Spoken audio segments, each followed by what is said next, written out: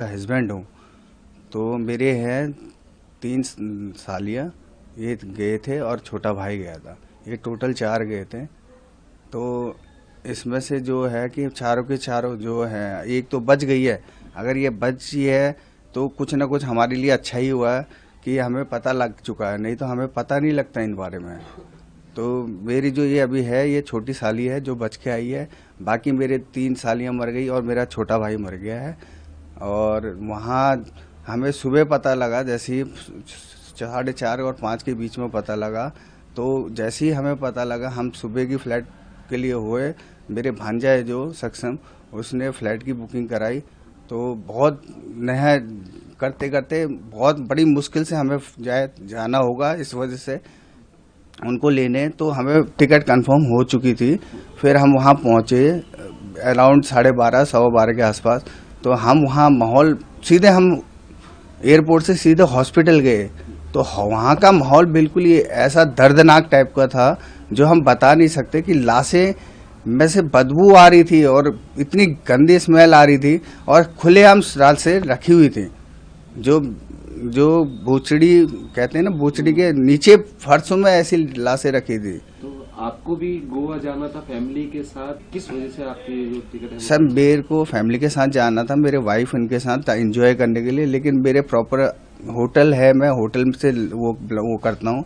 तो होटल की वजह से, काम ज़्यादा होने की वजह से मुझे नहीं जा पाया। मेरे वाइफ ने, मेरी बहू ने कहा कि आप भी चलो, तो इस वजह से मैं बहुत मुश्किल से नहीं जा पाया। मैं जब आप वहाँ पहुंचे तो क्या कुछ स्थिति आपने वहाँ की देखी? क्या प्रशासन से आपकी बात हुई थी? सर वहाँ हमारी किसी IPS या उससे बात हुई थी।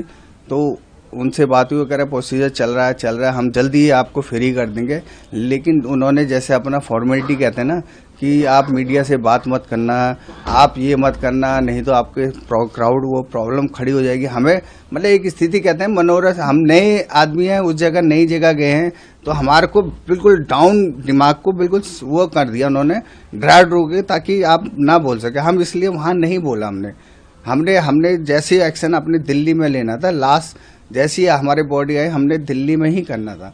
अगर हम वहाँ करते, क्या पता वो नहीं देते, डिले कर देते और 4 घंटे या 6 घंटे हमारे को रोक देते। मतलब एक कहते हैं ना कि बॉडी मिलने में भी बड़ी दिक्कत हो सकती थी।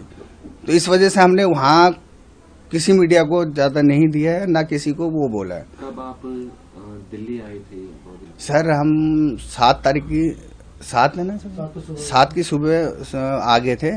बोले अराउंड 12:30-1 बजे हम बॉडी लेके 1:30-2 बजे के आसपास यहाँ पहुँच चुके थे। सर हम ये कहते हैं कि ये एक की बात नहीं कह रहे हैं, हम सारे वहाँ पे जो भी इनलीगल चल रहे हैं, जो पैसों के दम पे, मतलब कहते हैं ना कि खिलाखुलू के घूसखोरी जो ये चल रही है, अभी हमारे साथ ही हुआ है। हम नहीं चाहते हम किसी और के, ये जो हम आवाज़ उठा रहे अपने, हमारी फैमिली की तो गई, लेकिन जो बेचारे वहाँ मरे हुए, जिनका किसी का पता नहीं है या वो है, और वहाँ का जो बेचारा किचन स्टाफ को भी पहचानने से मना कर दिया था इन्होंने।